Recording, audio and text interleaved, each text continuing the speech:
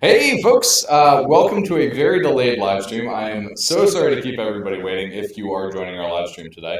We had no end to technological failures this morning, and even once we thought we had resolved them, we had yet more problems. And so, without any further ado, I'm delighted to introduce, returning to the show, our good friend, Eric, and my former colleague, Venkata. Eric Foster is the CEO of Tenex.AI, and Venkata is the CTO of Tenex.AI. There's been a disagreement, listeners, on whether we had a dot in there or not. And so I want to kick things off with what is hopefully a softball, although it's not going to sound like a softball. Why is your AI-powered MDR special? And why did you build this from scratch rather than say, like, why is one built from scratch going to win rather than like an existing MDR that just adopts AI? It's a great question. I think we'll start right there with the obvious pandering.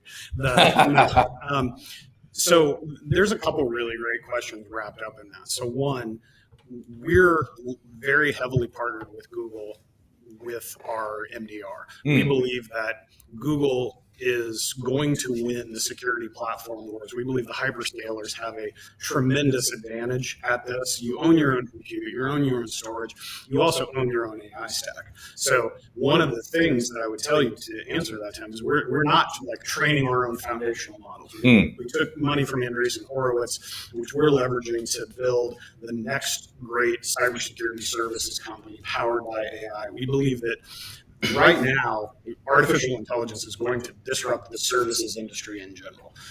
Replacing management consultants, real estate, legal. Replacing management consultants, I believe that part. Oh, absolutely. I mean, you won't throw anybody specifically under the bus. But all my McKinsey friends, this one's for you. There you go. But literally down to the name of the company, right? We believe that a 10x is taken very directly from your great. So original stock paper from 2021 Absolutely. is the 10x. Literally where we got the name of the company was the idea of the 10x. I just wanted you to hear it explicitly, so my ego gets even bigger. I mean, it's like listeners, I need space from Anton's ego. It's bad. I'm getting smushed here. This truly visionary white paper. Oh my God! All right. And Anton. But we believe truly that a 10x, a true order of magnitude shift, is capable. Well, so why are we winning versus the legacy MSSP MDR guys? Well, one of the fundamental principles that very well known in Silicon Valley, the innovator's dilemma. Yeah. You've built a great business as a legacy MSSP. You have people and process and technology that, quite frankly, if you could, you should tear down entirely in the age of artificial intelligence. And, again, with all love and respect to your McKinsey colleagues, it's tough for them to disrupt their legacy business and retool everything for AI. It really is one of our insane advantages. And, even Venkata talk about this of like how amazing the Google engineering capabilities are, but the things that we've been able to accomplish with a very small engineering team. Right? But then I would also say, back to my first point, we're not building something that Google can build. We're building the things that Google is choosing not to build for a variety of reasons. We're augmenting the SecOps stack. We're leveraging Mandiant. We're leveraging Gemini for security. We're leveraging SecOps. We're leveraging SecOps SOAR, all of that. And then we're just augmenting components of it. Yeah, I love that. And I think that it's almost clear to me that the main sense of an argument is that if you have a classic MDR, MSSPs, when you have people watching the screens since, the late 90s, and then you say, oh, actually, we're just going to do AI. I can see how this chasm may not be. They would try to jump the chasm in 5 jumps and would not. I thought you only got one jump over. Exactly. It's a good metaphor. It's a good metaphor. But I think that I don't necessarily think that anything AI native always wins over not AI native, but in this case, it does make sense because you don't have this whole people replacement mindset. We're building something new that works better compared to the old process. I would buy the argument. Yes, totally. Even on a tech side, right? Obviously we're building on top of like Google SecOps, which is like amazing at like storing like exabyte data and doing like a lot of native functionality in it. Even from an AI stack, we're building on top of like Gemini. If you compare from a cost point of view, like go run an AI native like operation, it's like night and day. It's like $0.12 cents, like a million token versus some of the competitors are on the order of like tens of dollars per million tokens. Yeah, yeah. Isn't that amazing? It is wonderful. Can I tell you, like my cost conversations with Eric and my CFO are like very easy. It's like 12 cents. I want to briefly. You hear that, listeners? Gemini makes the COGS conversation easy. This is great. I want to briefly ask a side question to this. It's kind of logical and clear why this would beat the classic MSSP MDR trying to adopt MDR, but there are other AI-powered modern MDRs people are trying to launch. And what is your advantage? Apart from using Google Text, which is when it counts. Sure, and honestly, that is one big component. Is Anton, Tim, we literally pioneered the Google security relationship from a security services side. There's essentially nobody better, more experienced on the planet at building, delivering services in the Google security ecosystem than us and our team. And so bringing that expertise to the table, being able to help our customers achieve all of the value out of their investment in Google Cloud and in Google Cloud security is an important part of our differentiator. But two, there's a lot of people trying to tackle AI security in general, right? In fact, I made the mistake of walking the floor yesterday, and what did you say? Not to throw out, not to cast any specific shade. I saw so many things that I talk about, but like not to cast specific shade. I'm not going to name and shame here, but a very legacy security vendor who has, we're the leaders in AI security operations, and it's like, man, you guys at best are a remote access tool for threat actors these days. Like, that's your main value proposition. Like, you are not leading AI security. You've bolted this on at best. And so we're really coming truly digital native, AI native, the whole foundation of the company. Venkata, before we were able to recruit him away from Google, was literally in the AI division inside of Google Cloud Security, and has that tremendous real world expertise. I'd spent the last several years of my career in the AI endpoint space.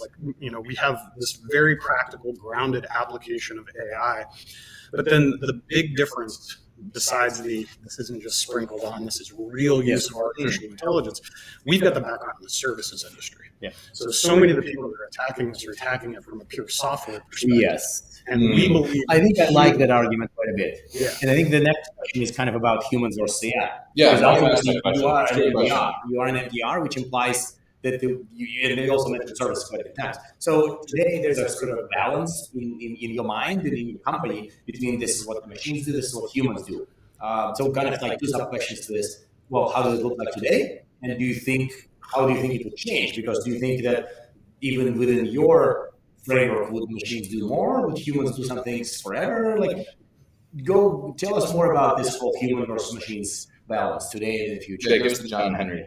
You got it. Take a little bit. So I think our bottom line tagline is like human-led, machine-driven, basically, right? So we believe the toughest problems in cybersecurity still needs humans at the helm, making the tough decisions that only like a human can make based on years and years and years of experience. We believe AI will absolutely make them much more efficient. We believe AI is going to be used to augment them a lot more, right? So for example, what we do from a technology point of view is, this closely on some of the things. Biggest problem in getting anything like machine learning AI is the label data set, right? Saying, hey, we spend quarters, years, maybe even come up with the proper label data set, basically, right? So what we are doing on our side is we're actually watching our analysts, using computer vision, right? And say, hey, you're working at the case for a real customer. Let us basically observe with computer vision what you're doing.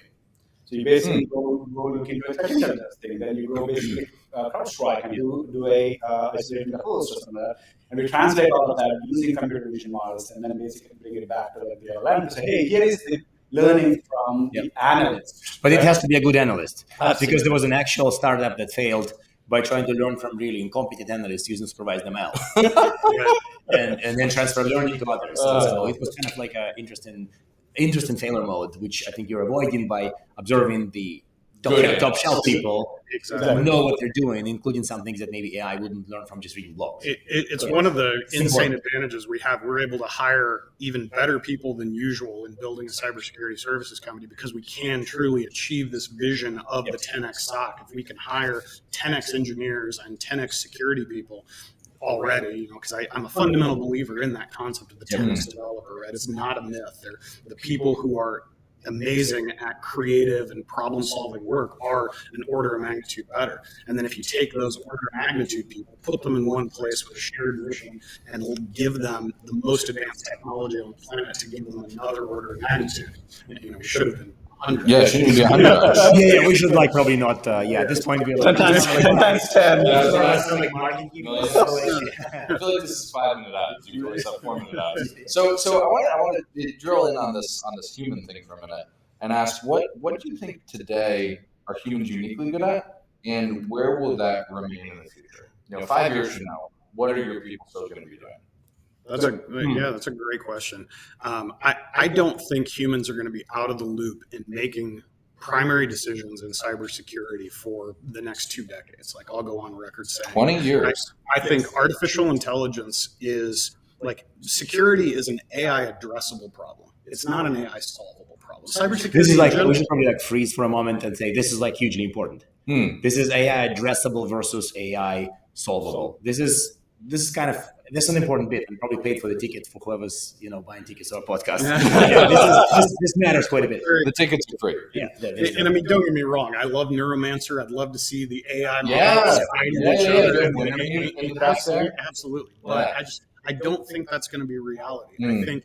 So before moving to the AI endpoint space, I was fortunate enough to do a stint in defense tech. And even with defense tech, with some of the leading edge of artificial intelligence and automation and robotics, they're not trying to build Terminators. They're not trying to build these autonomous robots that are going to go in and wipe everybody out there. What they're doing is taking what used to be, and I think this is such an important analogy for cyber that I'm making.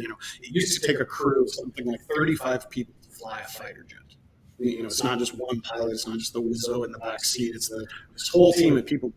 The new model for the Air Force, for example, is how one pilot can pilot 1,000 drones.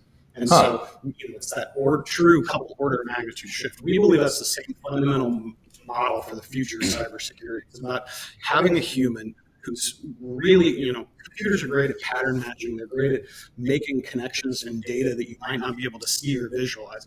But we especially don't think the customers, the organizations are ready to turn over the controls of the launch, command to the AI, to the robots. They want a skilled human in the loop that they can hold accountable, that they can train, that can make the primary decisions. And so that's what we spend a lot of our time on focusing on is how do we give those analysts better data, better context, and then how do we automate their decisions? So when I go, hey, this is ransomware, run the ransomware playbook.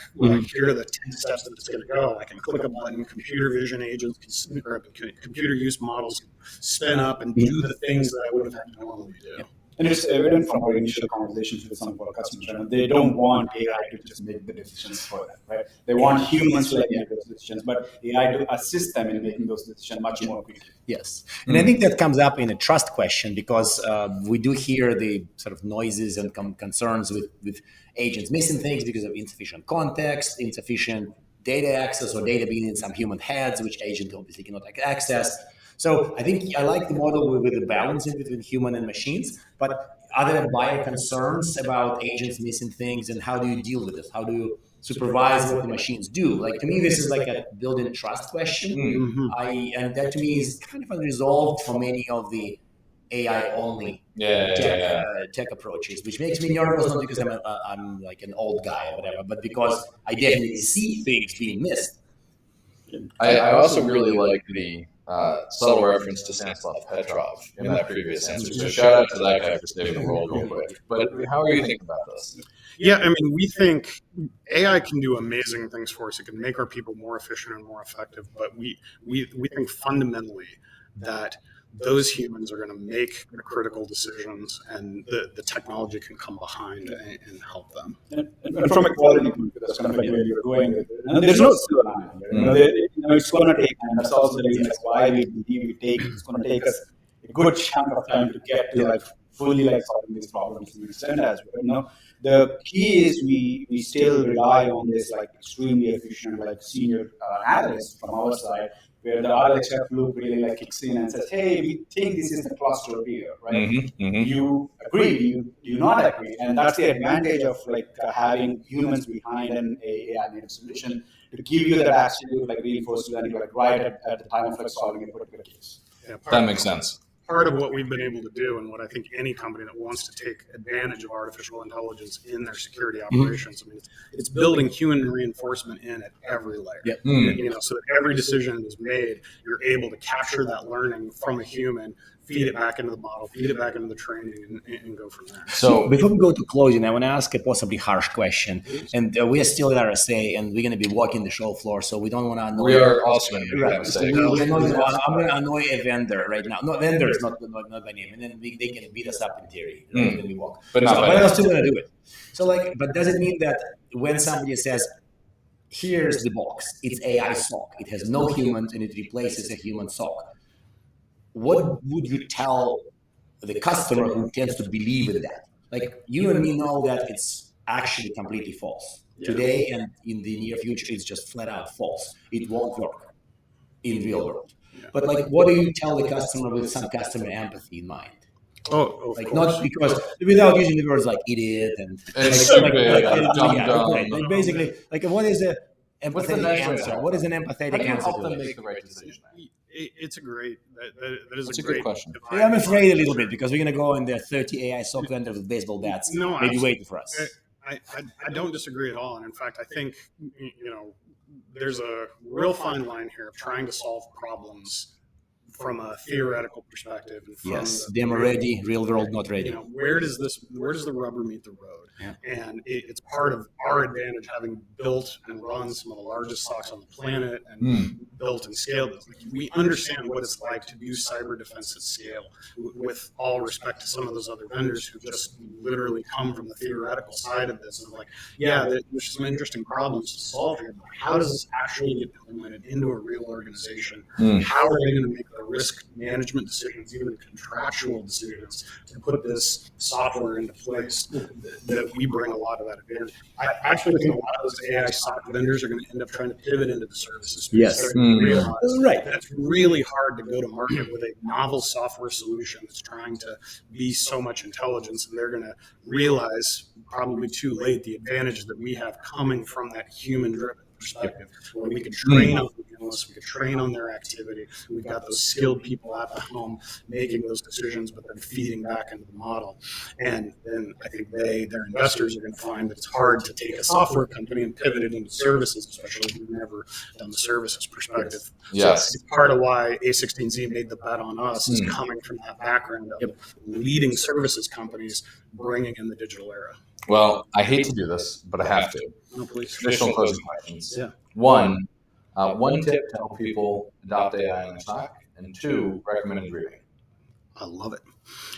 Let me take both of those, and then you should do the same. You each get a credit. Yeah, I love it. So my first real tip, and this is not pandering, integrating AI into your stock, you should absolutely, as we touched on earlier, you've got to look at Gemini just from a cost perspective. If you're not using Gemini in your security operations, you are probably making a costing decision, unless you're just, and there are a few of you who are completely price insensitive, or you have unlimited budget. And I mean that. There are a few organizations that are listening that say unlimited budget, okay, do whatever you want to do. But there's no more efficient model that we've tested them all, we've used them all, we've built our, a lot of people, you build a model router, you go use a lot of different things, and we're doing that as well. But like Gemini, we keep coming back to not only some of the best performance, but the best performance for the money. So not pandering, very just literal advice to you listening out there. Love that. Recommended reading. So I'm actually going to give just a tiny variant of that question, which is I'm going to recommend a podcast / online reading / everything else. So we all in cybersecurity, the We Hack Health movement. So they've got a podcast, they've got a website, they've got some other stuff. We in cybersecurity, quite frankly, we don't do great at taking care of ourselves. It's a high stress position. You're literally under attack all day. You've got cortisol. You're literally activating fight, flight, freeze in your day job. Yeah. And then we all also tend to be very sedimentary. We're behind a keyboard. We're sitting right now doing all this. We Hack Health is a cybersecurity focused fitness basically collective. What? Oh. Yeah, That is so niche. That is so niche. But that's cool also. It's niche, but it's also cool. But, and I mean, I literally will point out, so it started by Dave Kennedy and then Ben Cannon came together. And I mean, Dave Kennedy literally saved my life. Like, and I've thanked him publicly for it. Like, changed my whole health paradigm. I mean, Anton, who's known me for a while, I used to be literally 400 pounds. And no small part, the We Hack Health movement has changed my life for the better, my family. But, telling all of you guys, invest in yourself. Like, to be a better cybersecurity professional, to be a better technology professional, to be better for your family. Your health matters a lot, and that movement would be my recommendation. We Hack Health. That's awesome. Thank you for that. Venkata?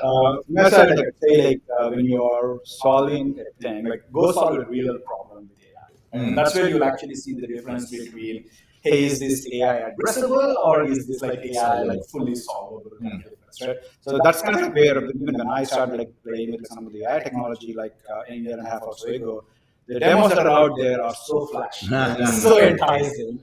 You go and put it into use, you see where the LLMs do good, you see where the LLMs are like struggling to some extent, right? So focus on the outcomes, go solve a real problem, and then you can actually have a very opinionated opinion on like, hey, this software and software just like solve your problem in tech, right?